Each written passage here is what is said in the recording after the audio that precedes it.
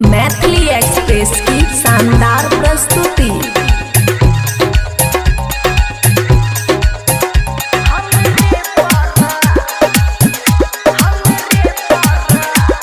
खुशी recording studio बलुआहा।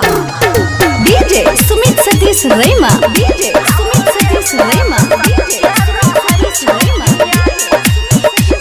गोरकी के तोहर गाल लागै छौ सिनुरिया आम। गोरकी के तोहर गाल लागै छौ सिनुरिया आम। जब से देखलियौ हम निकलै छौ हमर दम। कहिया ले चिखैबे गे अपन सामान। कहिया ले चिखैबे गे अपन सामान। जहिया से रे छौरा हम भेलियौ जवान। जहिया से रे छौरा हम भेलियौ जवान। हमरे पर सबके रहै छौ ध्यान। हमरे पर सबके रहै छौ ध्यान। खुशी रिकॉर्डिंग स्टूडियो बलुआहा।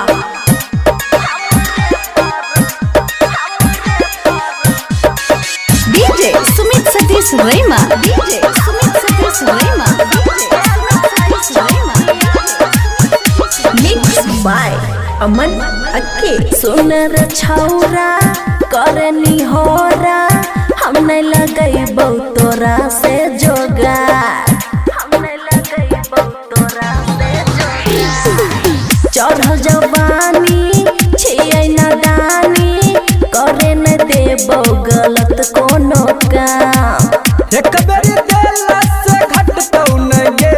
हे गे हमरा नियन छौड़ा भेटतौ न गे। तोहर अखिया के काजल छौ सुपर गे जान। तोहर अखिया के काजल छौ सुपर गे जान। जहिया से रे छौरा हम भेलियै जवान। जहिया से रे छौरा हम भेलियै जवान। हमरे पर रहै छै रे सबके ध्यान।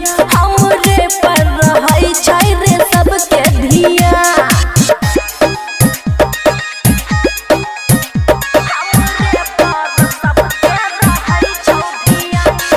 डीजे सुमित सतीश रैमा। डीजे सुमित सतीश रैमा।